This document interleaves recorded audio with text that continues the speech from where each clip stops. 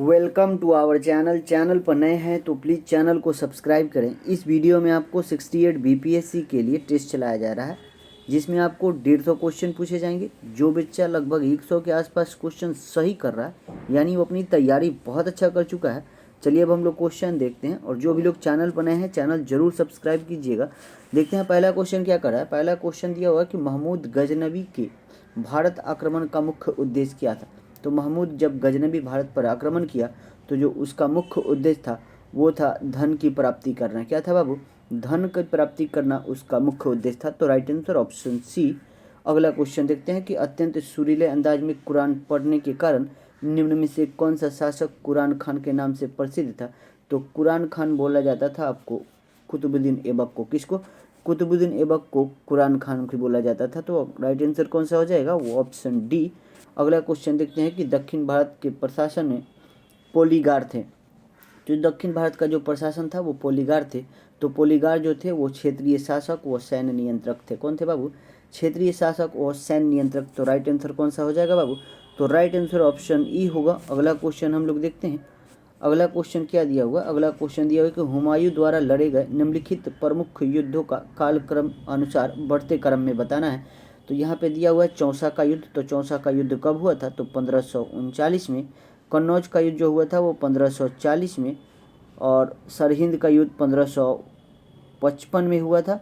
देवराय का युद्ध जो हुआ था वो 1532 में हुआ था। तो 2, 1, 3, 4 देखिए, तो option A is right answer. अगला क्वेश्चन देखते हैं कि अकबर ने दीन इलाही धर्म एकेश्वरवाद पर आधारित था, और अकबर ने इसकी शुरुआत कब किया था। तो अकबर जो दीन इलाही धर्म लाया था उसकी शुरुआत कब हुआ था बाबू? तो उसकी शुरुआत किया गया था, इस ऑप्शन में ये नहीं है, तो 1582 में किया था। तो राइट आंसर कौन सा हो जाएगा? राइट आंसर जो हो जाएगा वो ऑप्शन ई हो जाएगा। ठीक है, अगला क्वेश्चन देखते हैं कि जूनागढ़ अभिलेख में निम्नलिखित में से किस शासक के संदर्भ में विवरण मिलता है। यानी जूनागढ़ जो अभिलेख है बोला कि किस शासक के संदर्भ में विवरण मिलता है। इसका राइट आंसर जो हो जाएगा वो ऑप्शन ई हो जाएगा। क्यों? क्योंकि यहाँ पे रुद्रदामन, चंद्रगुप्त मौर्य, स्कंदगुप्त और अशोक सारे के विवरण मिलते हैं। तो राइट आंसर जो हो जाएगा वो ऑप्शन ई हो जाएगा। अगला क्वेश्चन देखते हैं कि देवी चंद्रगुप्त किसकी प्रसिद्ध रचना है। तो देवी चंद्रगुप्त किनकी है बाबू? बहुत फेमस बुक है। तो देवी चंद्रगुप्त बाबू किनकी रचना है? तो ये विशाखा दत्त की है। किनकी? विशाखा दत्त। राइट आंसर हो जाएगा ऑप्शन सी। अगला हम लोग क्वेश्चन देखते हैं। अगला क्वेश्चन दिया हुआ है कि निम्नलिखित में से किस स्तूप का संबंध बुद्ध के जीवन की किसी घटना से नहीं है। जो महात्मा बुद्ध है उनके जीवन से, उनकी घटना से संबंधित कौन सा इसमें जो जगह है स्तूप नहीं है। सारनाथ तो है बाबू, बोध गया है, कुशीनगर भी है। सांची स्तूप जो है, सांची स्तूप, बौद्ध के जीवन से इसका संबंध नहीं था। तो राइट आंसर जो हो जाएगा वो ऑप्शन डी हो जाएगा। अगला क्वेश्चन देखते हैं। अगला क्वेश्चन दिया हुआ है कि हड़प्पा सभ्यता में महत्वपूर्ण स्थल सुतका केंडोर किस नदी के किनारे है। तो याद रखिएगा सुतका केंडोर जो है वो किस नदी के किनारे है ये पूछ रहा है। तो ये आपको दास्क नदी के किनारे। किस नदी के किनारे बाबू? दास्क नदी के किनारे। तो राइट आंसर जो हो जाएगा वो ऑप्शन डी। अगला क्वेश्चन देखते हैं कि सिंधु सभ्यता एक वैदिक सभ्यता में अंतर का आधार नहीं है का बात कर रहा है। तो देखो इसमें आधार नहीं है का बात कर रहा है। विकसित नगरीय सभ्यता, देखो सिंधु सभ्यता तो विकसित नगरीय सभ्यता थी, लेकिन ये ग्रामीण सभ्यता थी। लोहे के युद्ध के हथियार की कमी, देखो लोहा जो था वैदिक सभ्यता में था, ठीक है, और युद्ध से परिचित ये लोग थे, युद्ध से परिचित थे, ठीक है। फिर बोला कि चित्रलेखन लिपि, चित्रलेखन लिपि आपको यहाँ पे भाव चित्रात्मक मिला है, यहाँ पे चित्रलेखन लिपि मिला है, ठीक है। उन्नत जल व्यवस्था सिंधु सभ्यता में थी। तो राइट आंसर इसका कौन सा हो जाएगा? ऑप्शन ई हो जाएगा। क्या? Option E. अगला क्वेश्चन देखते हैं कि बिहार में असहयोग आंदोलन के दौरान सदाकत आश्रम की स्थापना किसने किया था। तो असहयोग आंदोलन कब चला था? तो 1920 में चला था, और उस समय बिहार में सदाकत आश्रम की स्थापना मजहरुल हक के द्वारा किया गया था। किनके द्वारा?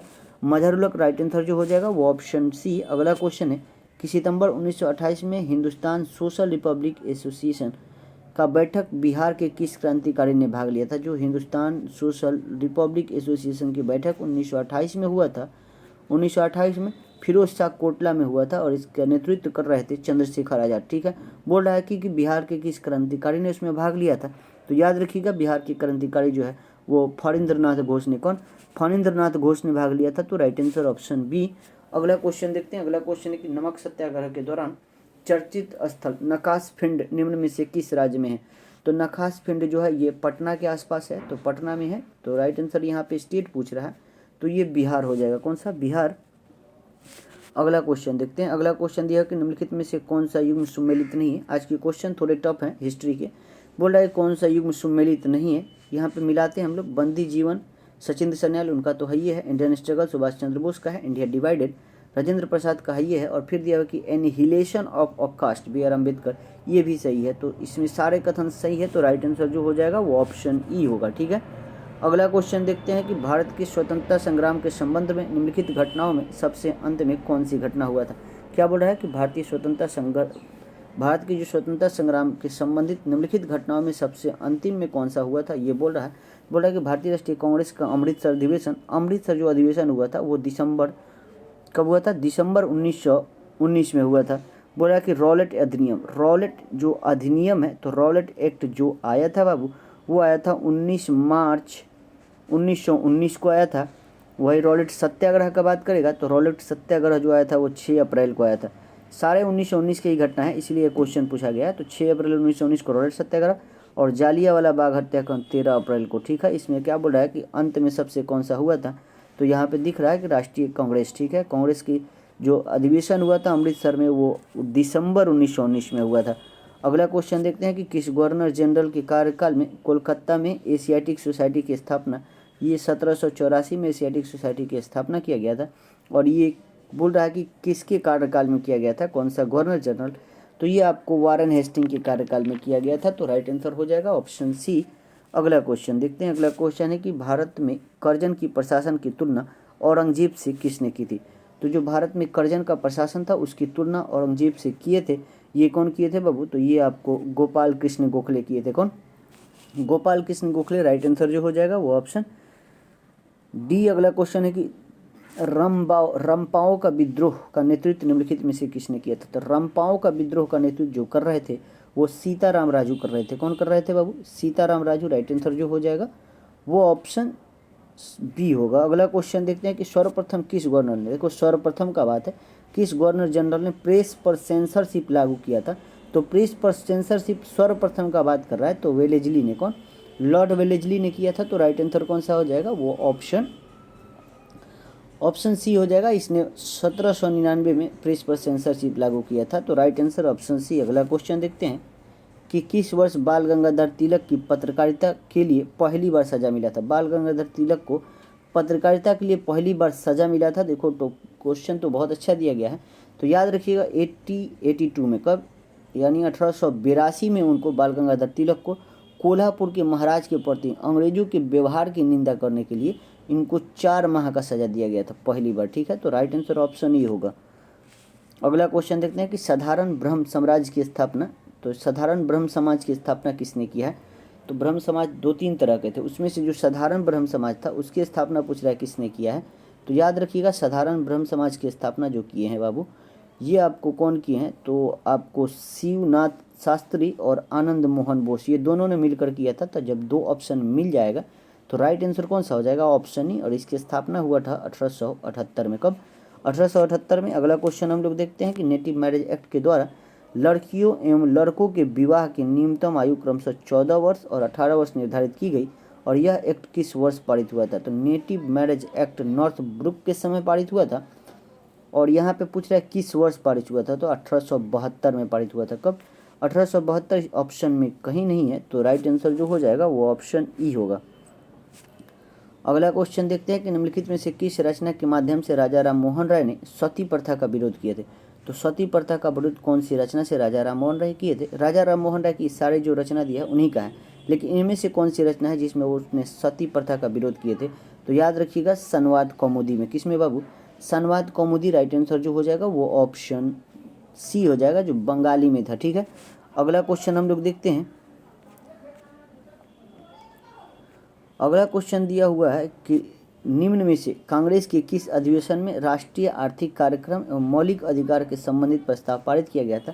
तो राष्ट्रीय आर्थिक कार्यक्रम और मौलिक अधिकार से संबंधित जो पारित किया गया था वो कराची अधिवेशन 1931 में। ठीक है, तो राइट आंसर कौन सा, ऑप्शन डी।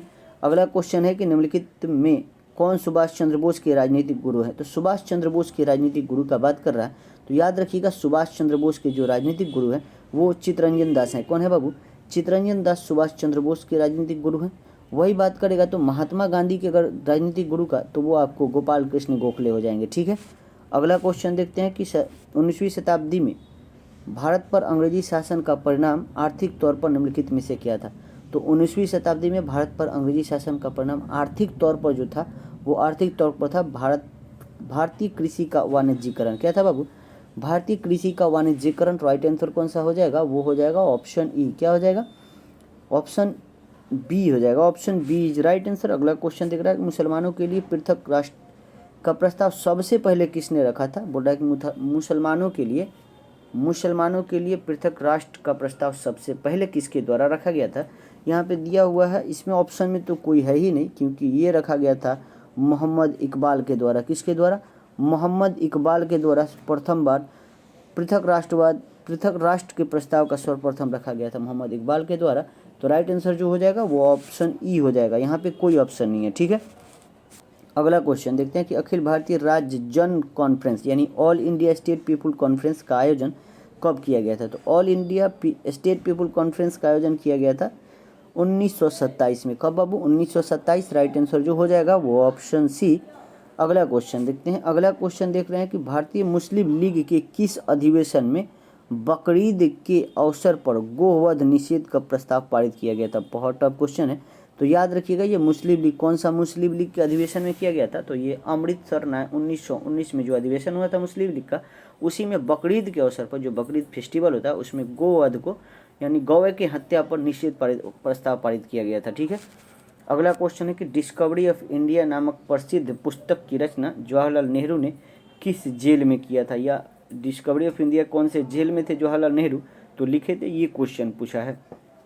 तो याद रखिएगा ये अहमदनगर जो फोर्ट जेल है, अहमदनगर फोर्ट जेल में 1942 से 46 तक जब थे जेल में, तो उन्होंने डिस्कवरी ऑफ इंडिया पुस्तक लिखा था। तो राइट आंसर ऑप्शन ई। अगला क्वेश्चन है कि निम्नलिखित में से किनके द्वारा मराठी पत्रिका बहिष्कृत भारत प्रकाशित किया गया है। तो मराठी पत्रिका था ये बहिष्कृत भारत, और बहिष्कृत भारत किनका है बाबू? तो ये बी आर अम्बेडकर का है। किनका है? B R Ambedkar. Right answer जो हो जाएगा वो ऑप्शन बी। अगला क्वेश्चन देखते हैं कि महात्मा गांधी भारत में पहला अमर अनशन प्रारंभ किए थे। तो भारत में पहला अमर अनशन महात्मा गांधी जो वो आपको कब किए थे। तो 1932 में सांप्रदायिक निर्णय के विरुद्ध में 1932 में किए थे। तो राइट आंसर जो होगा वो ऑप्शन सी होगा। ठीक है, अगला क्वेश्चन देखते हैं। अगला क्वेश्चन है कि निम्नलिखित में से किस विषय पर मतभेद होने के कारण द्वितीय गोलमेज सम्मेलन असफल हुआ था। तो द्वितीय गोलमेज सम्मेलन जो हुआ था, गोलमेज सम्मेलन, वो आपको सांप्रदायिक प्रतिनिधि के कारण ये आपको असफल हुआ था, और ये हुआ था 1931 में। ठीक है, अगला क्वेश्चन देखते हैं। अगला क्वेश्चन है कि निम्नलिखित काश्तकारियों में कौन काकोरी ट्रेन डकैत कांड से संबंधित नहीं है। तो जो हुआ था आपको काकोरी कांड, तो काकोरी कांड से इनमें से कौन संबंधित नहीं है, यही पूछ रहा है। देखो रामप्रसाद बिस्मिल, अशफाकुल्ला खां, रोशन सिंह और राजेंद्र लहरी तो संबंधित थे, लेकिन सुखदेव जी इसमें संबंधित नहीं थे। तो राइट आंसर होगा ऑप्शन ई। अगला क्वेश्चन है कि 1912 में कांग्रेस के 27वां अधिवेशन बांकीपुर पटना में आयोजित किया गया था, और इसके अध्यक्ष कौन थे। तो 1912 में कांग्रेस का अधिवेशन जो 27वां बांकीपुर पटना में हुआ था, इसके अध्यक्ष थे RN माधोलकर, जो इस ऑप्शन में नहीं दिया गया है। तो RN माधोलकर इसके अध्यक्ष थे। तो राइट आंसर जो हो जाएगा वो ऑप्शन ई होगा। अगला क्वेश्चन है कि निम्नलिखित में से किसने उदंतपुरी बिहार का निर्माण करवाया है। तो उदंतपुरी बिहार का निर्माण किसने करवाया है बाबू। तो याद रखिएगा ये आपको गोपाल ने करवाया है। कौन? गोपाल। राइट आंसर जो हो जाएगा वो ऑप्शन बी, जो पाल वंश का शासक था। ठीक है, अगला क्वेश्चन देखते हैं कि निम्नलिखित में से किस अधिनियम में भारतीय ईसाइयों तथा अंगल भारतीयों के प्रतिनिधियों के लिए पृथक निर्वाचन मंडल बनाए जाने का प्रावधान किया गया था। तो कौन सा अधिनियम के तहत किया गया था बाबू। तो ये आपको भारत शासन अधिनियम 1919 के तहत, भारत शासन अधिनियम 1919 के तहत सांप्रदायिकता के आधार पर निर्वाचन प्रणाली का विस्तार हुआ। इसमें सिख, भारतीय ईसाई, अंगल भारतीयों और यूरोपियों को भी लागू किया गया था। ठीक है, अगला क्वेश्चन देखते हैं कि निम्नलिखित में से कौन सा महत्वपूर्ण विशेषता संघीय सरकार की है। संघीय सरकार की कौन सी विशेष व्यवस्था है, यही पूछ रहा है। यहाँ पे दिया कि संविधान की सुरक्षा, ये तो है। 2 या अधिक स्तरों वाली सरकार, ये भी है। स्वतंत्र न्यायपालिका, ये भी है। आपातकालीन प्रावधान नहीं होगा। ठीक है, ये नहीं होगा। 1, 2, 3 ऑप्शन में जहाँ होगा वो आंसर होगा। यहाँ पे option C is right answer. अगला क्वेश्चन देखते हैं। अगला क्वेश्चन का भारत शासन अधिनियम 1935 निम्नलिखित में से कौन सा प्रावधान शामिल नहीं था का बात कर रहा है। 1935 का जो भारत शासन अधिनियम था, बोला है कौन सा इसमें प्रावधान शामिल नहीं था। पढ़ते हैं। दे रहा कि अखिल भारतीय संघ की स्थापना हुआ था, प्रांतों में द्वैत शासन की समाप्ति, ये भी बात सही है, और केंद्र में द्वैत शासन लगाया गया था, ये सही है, और दलित महिला मजदूरों के लिए निर्वाचन व्यवस्था शुरू किया गया था। ठीक है, यहाँ पे चारों कथन सत्य दिया हुआ है, तो इसका राइट आंसर ऑप्शन ई हो जाएगा। ठीक है, अगला हम लोग क्वेश्चन देखते हैं।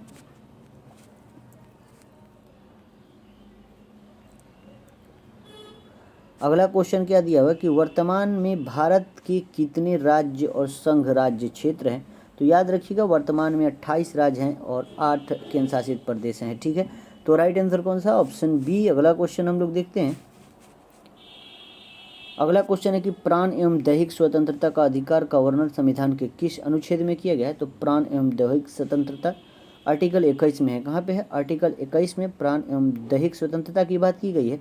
आर्टिकल 22 में तो कुछ दशाओं में गिरफ्तारी और निरोध से संरक्षण, आर्टिकल 22 में बात किया गया है। और आर्टिकल 23 में जो दिया गया है बलात् श्रम पर रोक लगाया गया है। और आर्टिकल 20 का बात करेगा तो अपराधों के लिए दोष सिद्ध के संबंध में कुछ संरक्षण है। ठीक है, अगला क्वेश्चन देखते हैं कि भारतीय संविधान में वर्णित मूल अधिकार का संरक्षक है।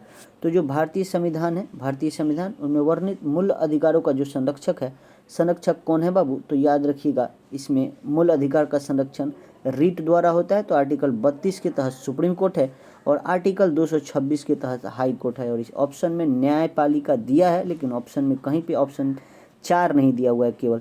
तो इस तरह राइट आंसर कौन सा हो जाएगा, वो ऑप्शन ई हो जाएगा। ठीक है, अगला क्वेश्चन देखते हैं कि किस राज्य के लोक सेवा आयोग के कार्यों को निम्नलिखित में से किस एक के अनुमोदन से संघ लोक सेवा आयोग को सौंपा जा सकता है। बहुत अच्छा क्वेश्चन है।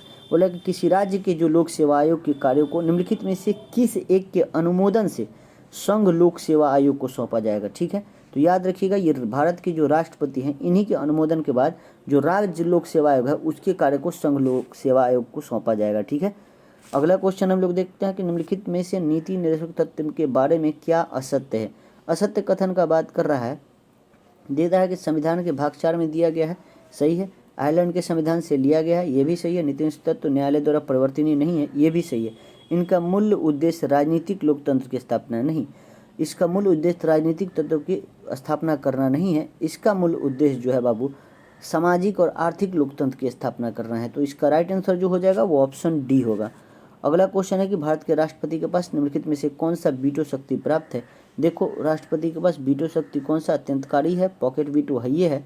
जब 2 ऑप्शन दिख जाए तो ज़्यादा टेंशन नहीं लेना है, ऑप्शन ही मार देना है। ठीक है, अगला क्वेश्चन देखते हैं। बहुत अच्छा क्वेश्चन है ये वाला कि वर्तमान में राज्यसभा के कितने सदस्य केंद्र शासित प्रदेश से चुनकर आते हैं। तो पहले तो जान लीजिए कि राज्यसभा में अधिकतम सीटों की संख्या 250 होती है, वर्तमान में अभी 245 है। और उसमें से बोल रहा है कि कितने राज्यसभा के जो सीट हैं वो केंद्र शासित प्रदेश से चुन के आते हैं। तो याद रखिएगा ये 8 हैं। कितने, 8 ऐसे राज्यसभा सीट हैं जो केंद्र शासित प्रदेश से चुन के आते हैं। तो राइट आंसर कौन सा हो जाएगा, वो हो जाएगा ऑप्शन बी। अगला क्वेश्चन देखते हैं। यहाँ कुछ हम लोग जान लेते हैं। राज्यसभा से 12 सदस्य को मनोनीत राष्ट्रपति करते हैं, 8 सदस्य हो गया आपको केंद्र शासित प्रदेश से, उसके बाद बच गया 225। तो 225 जो है 225 सीट ये राज्य से चुन के आते हैं। ठीक है, अगला क्वेश्चन देखते हैं कि बिहार में लोकसभा के लिए आवंटित सीटों में कितने एससी यानी अनुसूचित जाति के लिए आरक्षण किया गया है। तो जो बिहार में लोकसभा का सीट है 40 सीट है, और 40 में से जो 6 सीट है ये एससी के लिए रिजर्व किया गया है। तो राइट आंसर हो जाएगा ऑप्शन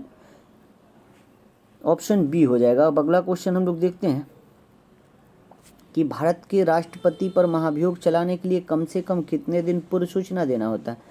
तो उन पर महाभियोग चलाने के लिए कम से कम 14 दिन पहले बताना होता है उनको, 14 दिन पहले। अगला क्वेश्चन देखते हैं कि भारत के निर्वाचन आयोग को सर्वप्रथम किस वर्ष बहुसदस्यीय निकाय बनाया गया था। यानी पहले निर्वाचन आयोग में 1 सदस्य थे, उसमें से 2 बढ़ाया गया था। वही बोल रहा है कि बहुसदस्यीय निकाय जो बनाया गया था वो कब बनाया गया था।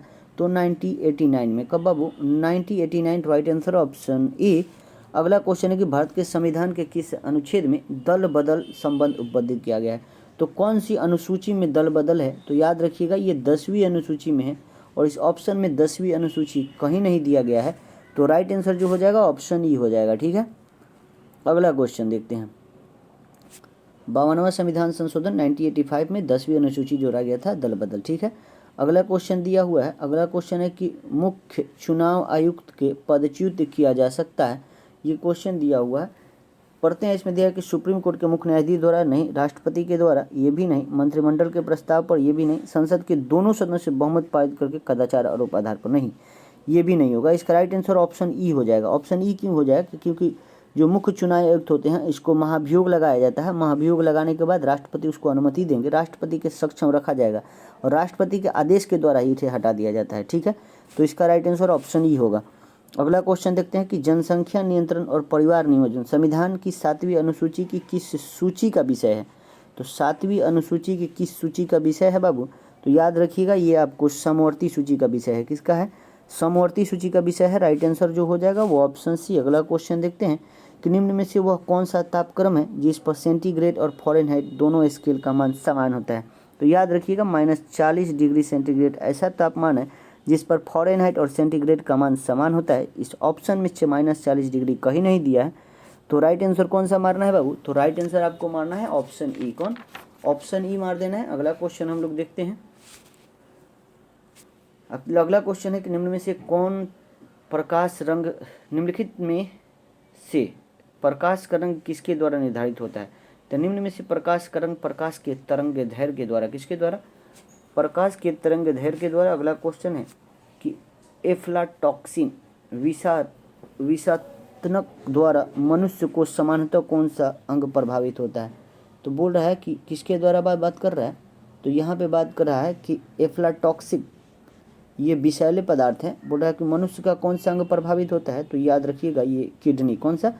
किडनी प्रभावित होता है। अगला क्वेश्चन है कि निम्नलिखित में से हाइड्रोलिक ब्रेक के कार्य का सिद्धांत है? तो हाइड्रोलिक ब्रेक जो होता है वो हाइड्रोलिक ब्रेक पास्कल के नियम पर काम करता है। किस पर बाबू? पास्कल के नियम पर। अगला क्वेश्चन हम लोग देखते हैं। अगला क्वेश्चन दिया हुआ कि निम्न में से किसी धातु का प्रयोग विद्युत उत्पन्न करने के लिए किया जाता है? तो किस धातु का प्रयोग विद्युत उत्पन्न के लिए किया जाता है? तो याद रखिएगा, इसमें से यूरेनियम का प्रयोग किया जाता है। तो राइट आंसर जो हो जाएगा, राइट आंसर कौन सा हो जाएगा? वो ऑप्शन डी होगा। अगला क्वेश्चन हम लोग देखते हैं कि निम्नलिखित में से किन दो भौतिक राशियों की इकाई समान है? भौतिक राशियों की इकाई समान है बात कर रहा है। देखो, भौतिक राशियों की इकाई समान का बात कर रहा है, तो इसका जो राइट आंसर जो हो जाएगा वो हो जाएगा आपको बाबू ऑप्शन ई हो जाएगा, क्योंकि बल और भार यहाँ पे और एक उत्क्षेप दिया हुआ है, इन तीनों का भौतिक इकाई जो होता है एक ही होता है। तो राइट आंसर कौन सा हो जाएगा? वो ऑप्शन ई हो जाएगा, क्योंकि बल, भार और उत्क्षेप का जो इकाई होता है वो न्यूटन भी होता है, उसके बाद किलोग्राम मीटर पर सेकंड स्क्वायर होता है। ठीक है, अगला क्वेश्चन देखते हैं कि निम्नलिखित में से ऊष्मा का सर्वोत्तम सुचालक कौन सा है? तो निम्नलिखित में से ऊष्मा का जो सर्वोत्तम सुचालक है वो पारा है। कौन है बाबू? पारा है। अगला क्वेश्चन देखते हैं कि ग्रीन हाउस गैस का मुख्य घटक कौन सा है? तो ग्रीन हाउस गैस का मुख्य घटक का बात कर रहा है, तो याद रखिएगा, ग्रीन हाउस गैस का मुख्य घटक जो हो जाएगा इनमें से जो हो जाएगा ऑप्शन ई हो जाएगा। कौन?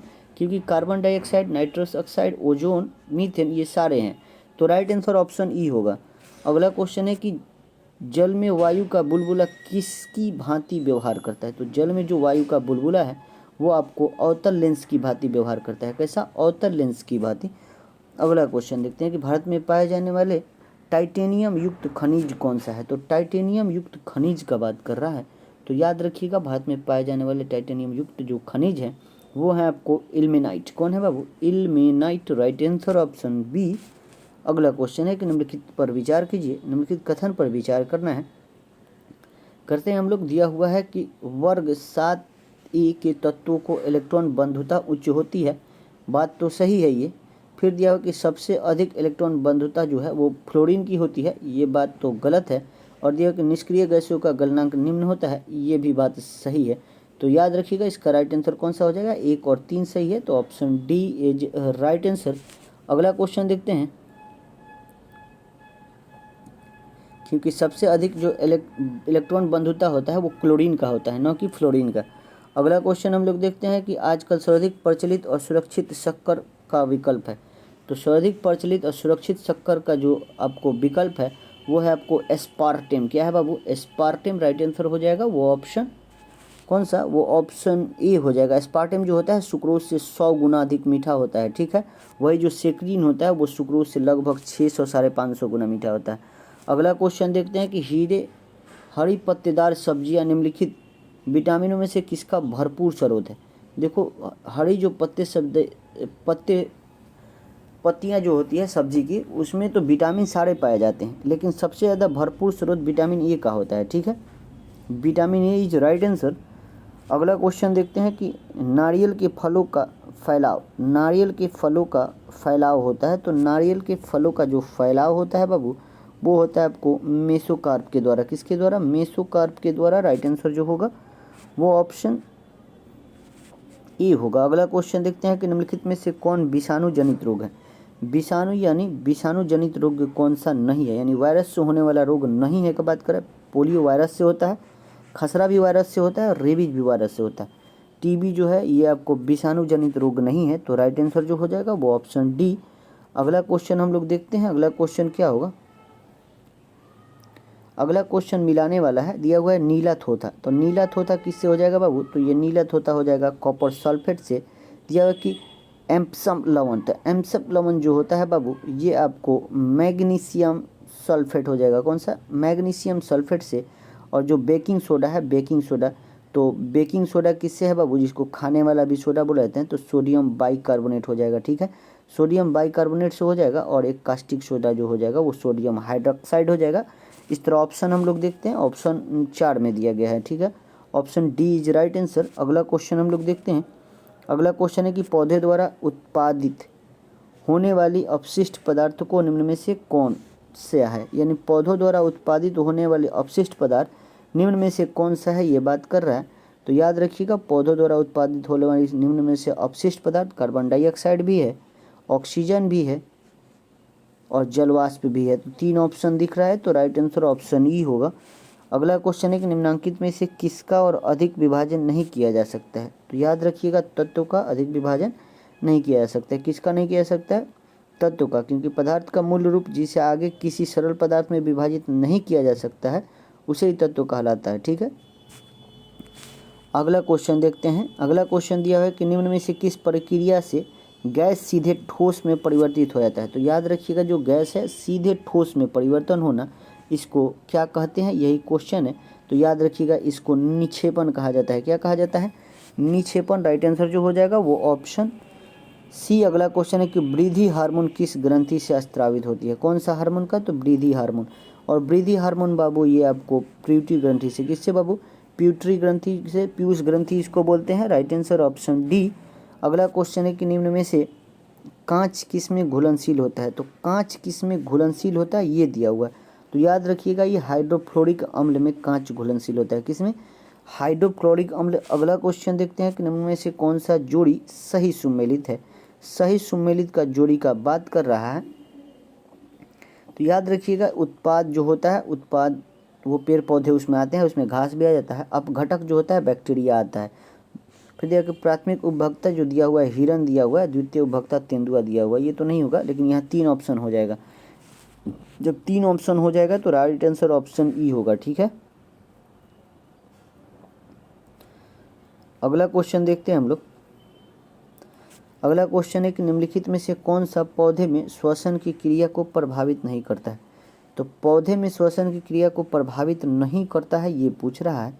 तो याद रखिएगा जो प्रभावित करने वाले कारक हैं पहले तो वो हम लोग जान लेते हैं। तो याद रखिएगा प्रभावित कौन कौन करता है। क्या बोल रहा है कि पौधे में नहीं करता है। देखो सारे यहाँ पे जो दिया हुआ है सारे प्रभावित करते हैं जब, तो इसका राइट आंसर जो हो जाएगा वो ऑप्शन ई हो जाएगा, ठीक है। अगला क्वेश्चन देखते हैं कि निम्नलिखित में से किस विकिरण का प्रयोग मांसपेशियों के दर्द के उपचार में किया जाता है। तो कौन सा जो रे है उसका प्रयोग हम लोग मांसपेशिया में दर्द होता है उसके उपचार के लिए करते हैं। तो जो इंफ्रारेड होता है, इंफ्रारेड का प्रयोग हम लोग मांसपेशियों में दर्द के उपचार के लिए करते हैं। अगला क्वेश्चन दिया कि फ्यूलोक्विनोन निम्न में से किस विटामिन का रासायनिक नाम है। तो फ्यूलोक्विनोन विटामिन के को कहा जाता है। किसको कहा जाता है, विटामिन के को कहा जाता है। अगला क्वेश्चन देखते हैं कि निम्नलिखित में से कौन सी एक गैस वातावरण प्रदूषक मानी जाती है। वातावरण प्रदूषक कौन सी गैस को माना जाता है ये क्वेश्चन दिया हो। तो वातावरण किसको माना जाता है बाबू, तो सल्फर डाइऑक्साइड को माना जाता है तो इसका राइट आंसर जो हो जाएगा वो ऑप्शन डी होगा। अगला क्वेश्चन है कि निम्नलिखित में से इंद्रधनुषीय क्रांति का संबंध किससे है? तो इंद्रधनुषीय क्रांति का संबंध श्वेत, नीला, पीला और हरित क्रांति चारों से है। तो इसका राइट आंसर कौन सा? ऑप्शन ई हो जाएगा। अगला क्वेश्चन है कि 2011 की जनगणना के अनुसार सर्वाधिक साक्षरता वाला केंद्र शासित प्रदेश जो है वो कौन सा है? तो सर्वाधिक साक्षरता वाला केंद्र शासित प्रदेश जो है वो लक्षद्वीप है। राइट आंसर कौन सा? ऑप्शन हो जाएगा ऑप्शन सी।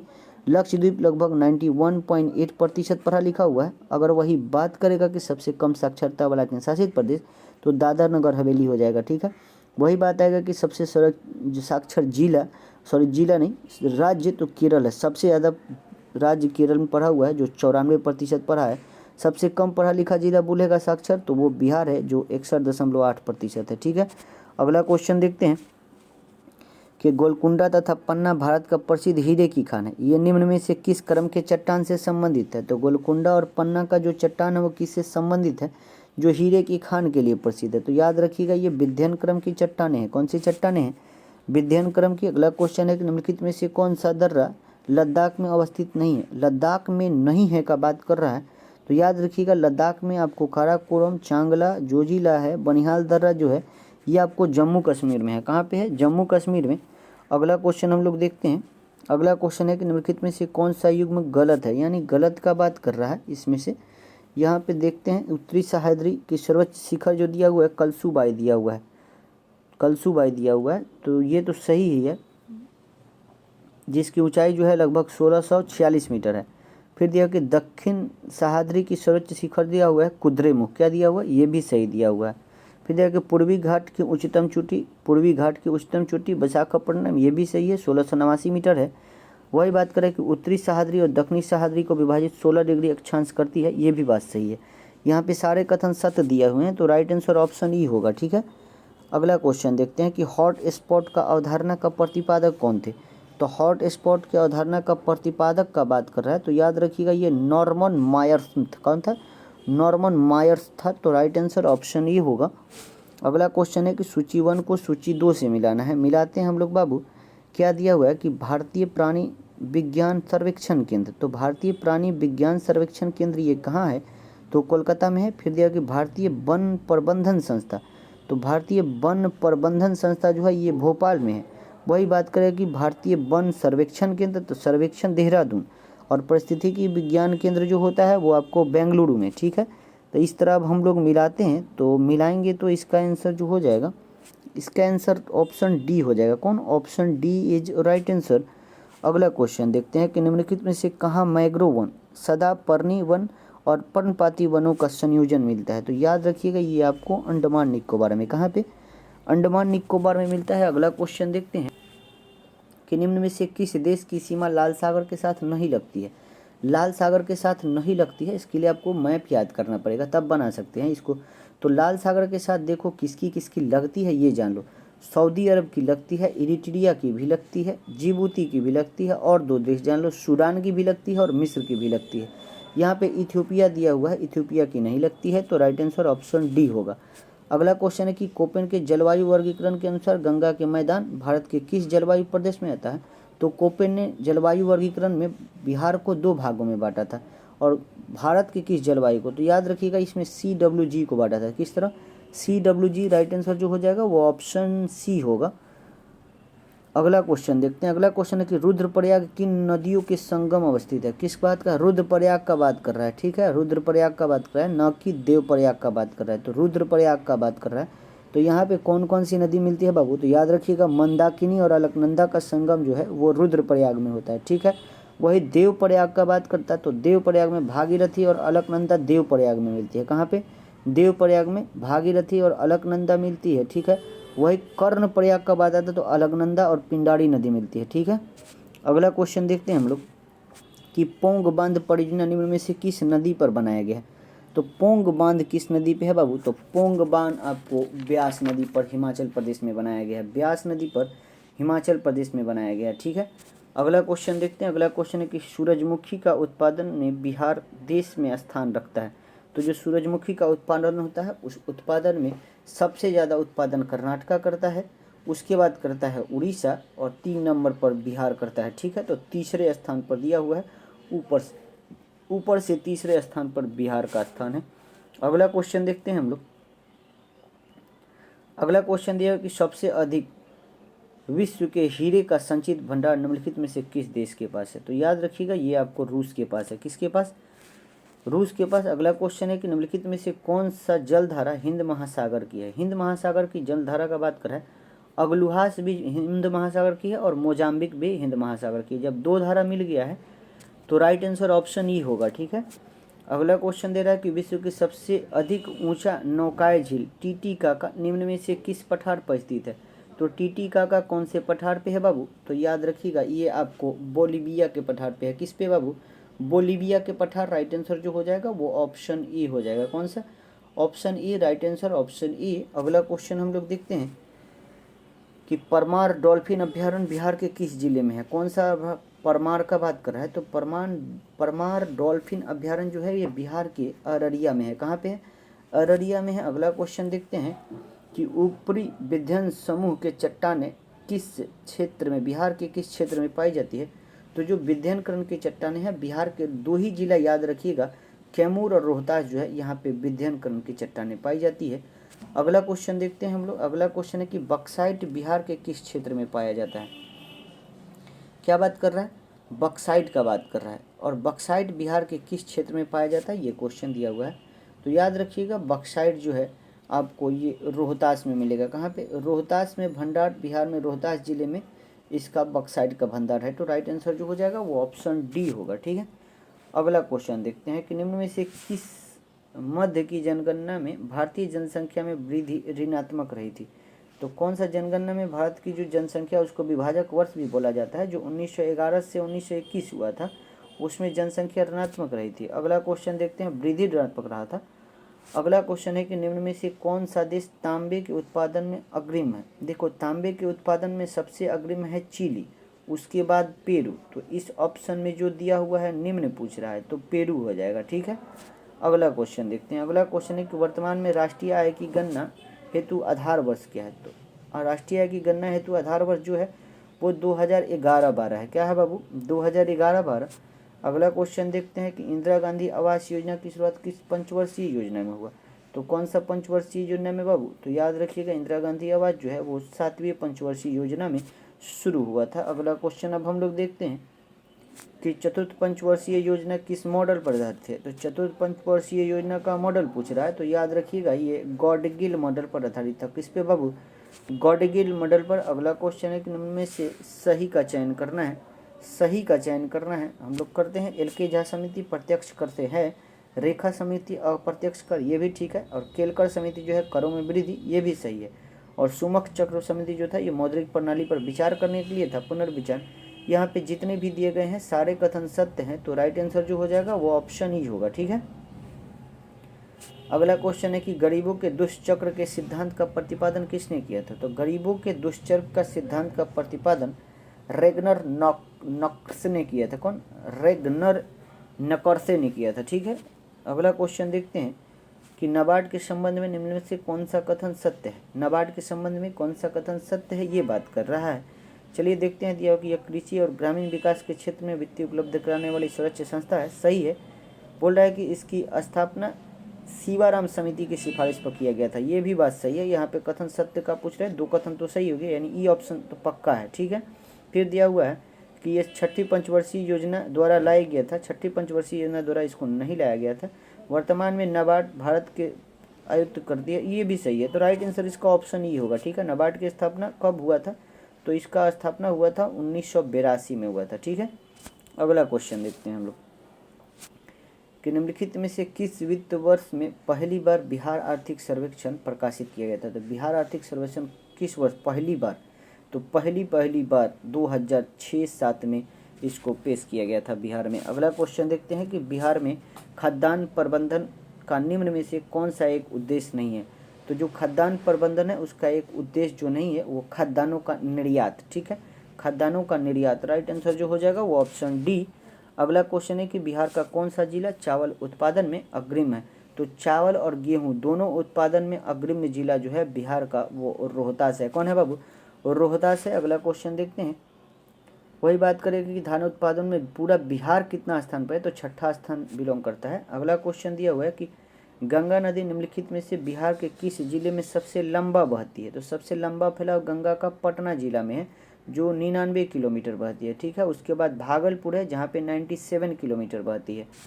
अगला क्वेश्चन देखते हैं हम लोग। अगला क्वेश्चन दिया हुआ है कि निम्नलिखित में से बिहार के किस जिले की जनसंख्या वृद्धि दर सबसे अधिक रहा था, तो 2011 का पूछ रहा है। तो 2011 में जनसंख्या वृद्धि दर सबसे ज़्यादा मधेपुरा का रहा था जहां 31.1% दशकीय वृद्धि हुआ था, ठीक है। अगला क्वेश्चन देखते हैं कि अनुपम झील बिहार के किस जिले में है, तो अनुपम झील बिहार के कैमूर जिले में है। कहाँ पे है? कैमूर में है। अगला क्वेश्चन है कि निम्नलिखित में से बिहार के कुल पंचायतों की संख्या कितनी है। यहाँ पे पंचायतों की संख्या पूछ रहा है, तो ये आपको 8406 है। कितना है बाबू? 8406 पंचायत है। अगला क्वेश्चन है कि निम्नलिखित में से बिहार के किस प्रमंडल के जिलों की संख्या सबसे कम है, तो याद रखिएगा भागलपुर जो प्रमंडल है इसमें भागलपुर के अलावा एक जिला और आता है बाबू, वो कौन है? आपको बांका जिला आता है। कौन? भागलपुर और बांका मिलकर ये प्रमंडल बनता है। इसमें सबसे कम 2 ही जिला है, ठीक है। और यहाँ पे दिया हुआ है कि मुंगेर, इसमें 6 जिला है, ठीक है। पटना में भी 6 जिला है और तिरहुत में भी 6 जिला है। अगला क्वेश्चन देखते हैं कि बिहार राज्य के आपदा प्रबंधन प्राधिकरण में मुख्यमंत्री के अलावा कितने सदस्य होते हैं। जो बिहार आपदा प्रबंधन प्राधिकरण है इसमें इसकी स्थापना 2007 में हुआ था। इसमें मुख्यमंत्री सहित जो है मुख्यमंत्री सहित 9 सदस्य होते हैं। और यहाँ पे पूछ रहा है कि मुख्यमंत्री के अलावा कितने सदस्य होते हैं, तो उनको हटा देंगे तो कितने सदस्य? 8। तो मुख्यमंत्री सहित 9 सदस्य और उनको हटाने के बाद 8 सदस्य। अगला क्वेश्चन है कि बिहार विधान परिषद की स्थापना निम्नलिखित में से किस वर्ष हुआ था, तो बिहार विधान परिषद की स्थापना हुआ था 1912 में। कब हुआ था? 1912। राइट आंसर जो हो जाएगा वो ऑप्शन बी। अगला क्वेश्चन देखते हैं कि बिहार के प्रकाशित होने वाली समाचार पत्र है सर्च लाइट के संपादक निम्नलिखित में से कौन है, तो सर्च लाइट के संपादक मुरली मनोहर प्रसाद हैं। कौन है? मुरली मनोहर प्रसाद। राइट आंसर जो हो जाएगा वो ऑप्शन ए हो जाएगा। अगला क्वेश्चन है कि निम्नलिखित में से किंग्सफोर्ड की हत्या का प्रयास मुजफ्फरपुर में कब किया गया था, तो ये आपको किंग्सफोर्ड की हत्या का प्रयास 1908 में 2 लोगों ने किया था, खुदीराम बोस, प्रफुल्ल चाकी। जिसमें से प्रफुल्ल चाकी जो थे खुद को अपने आप को गोली मार लिए थे और खुदीराम बोस को फांसी की सजा पड़ा था। अगला क्वेश्चन है कि बिहार प्रांतीय किसान सभा का संरक्षक निम्नलिखित में से किसे माना जाता है, तो बिहार प्रांतीय किसान सभा का संरक्षक बाबू सहजानंद सरस्वती को माना जाता है। किनको? स्वामी सहजानंद सरस्वती को माना जाता है। अगला क्वेश्चन देखते हैं कि निम्नलिखित किस वर्ष बिहार को स्वतंत्र प्रदेश बनाया गया था। क्या बोल रहा है कि निम्नलिखित में से किस वर्ष बिहार भारत का स्वतंत्र प्रदेश बना था, तो भारत का स्वतंत्र प्रदेश 1936 में। भारत शासन अधिनियम 1935 के तहत 1 अप्रैल 1936 को उड़ीसा इससे अलग हुआ। उसके बाद जो है बिहार भारत का स्वतंत्र प्रदेश 1936 में बन गया था। अगला क्वेश्चन है कि बंगाल किराएदारी अधिनियम बिहार द्वारा कब स्वीकार किया गया था, तो बंगाल काश्तकारी किराएदारी इसी को बोला जाता है। ये आपको 1885 में। कब बाबू? 1885 में। अगला क्वेश्चन है कि लड़कियों और महिलाओं के लिए महावरी स्वच्छता पर रोड मैप तैयार करने वाला बिहार देश में कौन सा स्थान रखता है, तो याद रखिएगा बोल रहा है कि महिलाओं पर महावरी स्वच्छता रोड मैप तैयार करने वाला बिहार जो है देश का पहला राज्य है, ठीक है। देश का पहला राज्य है। राइट आंसर ऑप्शन सी होगा। अगला क्वेश्चन देखते हैं कि हाल ही में बिहार के किस जिले राज्य का पहला क्लाइमेट चेंज लर्निंग लैब खोला गया है, तो बिहार के पहला है, याद रखिएगा ये पटना में। कहाँ पे? पटना में। Right answer option D. अगला क्वेश्चन देखते हैं कि हाल ही में बिहार के सारण जिले के किस महिला ने दुनिया की सबसे ऊंची सड़क उमलिंगला पर साइकिल का सफ़र तय करने वाली दुनिया की पहली महिला साइकिलिस्ट बनी है। इनका ये सारण से बिलोंग करती हैं और ये इनका नाम है सबिता महतो। क्या नाम है बाबू? सबिता महतो नाम है। अगला क्वेश्चन देखते हैं। अगला क्वेश्चन है कि वर्तमान में भारत का अटॉर्नी जनरल यानी महान्यायाधीश निम्न में से कौन है, तो याद रखिएगा महान्यायाधीश अभी जो है वो है आर वेंकट रमनी। कौन है बाबू? आर वेंकट रमनी है। अगला क्वेश्चन है कि वर्तमान में फिक्की के अध्यक्ष कौन है। यहाँ पे फिक्की का अध्यक्ष का बात कर रहा है, तो फिक्की के जो अध्यक्ष हैं वो हैं आपको शुभ्रकांत पांडा। कौन है बाबू? शुभ्रकांत पांडा जो है फिक्की के अध्यक्ष हैं। वही सुमंत सिन्हा बात करेगा तो ये एसोचैम के अध्यक्ष हैं। एसोचैम के अध्यक्ष हैं। वही बात करेगा अरुण चावला का। अरुण चावला तो ये आपको फिक्की के महासचिव जो हैं, फिक्की के महानिदेशक फिक्की के महानिदेशक ये हैं, और फिक्की के अध्यक्ष सुब्रमण्यकांत पांडा हैं। आर निदेश की बात करेगा तो भारतीय उद्योग परिसंघ के अध्यक्ष हैं।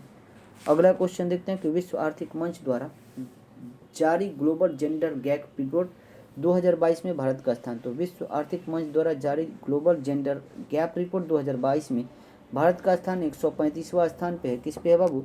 135वां स्थान पे। राइट आंसर क्या हो जाएगा? वो ऑप्शन डी। अगला क्वेश्चन हम लोग देखते हैं। अगला क्वेश्चन दिया है कि वर्ष 2021-22 में बिहार का पहला सकल राजकोषीय घाटा सकल राज्य घरेलू उत्पाद का कितना प्रतिशत था? तो याद रखिएगा 3%। कितना प्रतिशत था? 3%। अगला क्वेश्चन हम लोग देखते हैं। अगला क्वेश्चन है कि बिहार के कितने कृषि जलवायु क्षेत्र में विभाजित किया गया है? तो बिहार को बाबू तीन कृषि जलवायु क्षेत्र में विभाजित किया गया है। आपको एक किया गया है आपको उत्तर पश्चिम जलवायु, उत्तर पूर्व जलवायु, एक आपको पूरा संपूर्ण दक्षिण का। ठीक है, तो 3 क्षेत्र में विभाजित किया गया है। राइट आंसर कौन सा हो जाएगा? वो ऑप्शन इसमें हो जाएगा ऑप्शन बी। अगला क्वेश्चन देखते हैं। अगला क्वेश्चन दिया कि बिहार आर्थिक सर्वेक्षण 2021-22 के अनुसार 2019-20 में बिहार के शुद्ध बुआई क्षेत्र कितना है? शुद्ध बुआई क्षेत्र जो है वो 50.77 लाख हेक्टेयर है। कितना है? 50.77 लाख हेक्टेयर। अगला क्वेश्चन हम लोग देखते हैं। अगला क्वेश्चन है कि बिहार के आर्थिक सर्वेक्षण 2021-22 के अनुसार बिहार में फसल सघनता में सर्वाधिक किस जिले में? तो फसल सघनता सर्वाधिक बोलेगा तो शिवहर में, सबसे कम बोलेगा तो गया में। ठीक है, तो यहाँ पे सर्वाधिक का बात कर रहा है, तो राइट आंसर ऑप्शन बी होगा, शिवहर। अगला क्वेश्चन है कि प्रचलित मूल्य पर वर्ष 2021-22 में सकल मूल्य वर्धन सेवा क्षेत्र का हिस्सा कितना है? तो सेवा क्षेत्र का हिस्सा ये आपको 53% है। कितना है? 53% है। अगला क्वेश्चन देखते हैं। अगला क्वेश्चन है कि निम्न में से कौन संघीय बजट 2022-23 की 4 प्राथमिकताओं पर शामिल किया गया है? तो याद रखिएगा पीएम गति शक्ति किया गया है, समावेशित विकास किया गया है, उत्पादन संवर्धन, निवेश, उद्यमान अवसर, ऊर्जा और संक्रांति, जलवायु पूरक और निवेश वित्त पोषण सारे किए गए हैं। तो राइट आंसर ऑप्शन डी होगा। अगला क्वेश्चन है कि संघीय बजट 2022-23 में आत्मनिर्भर भारत रोजगार योजना के लिए कितनी राशि को आवंटित किया गया है? तो याद रखिएगा 6400 करोड़। कितना?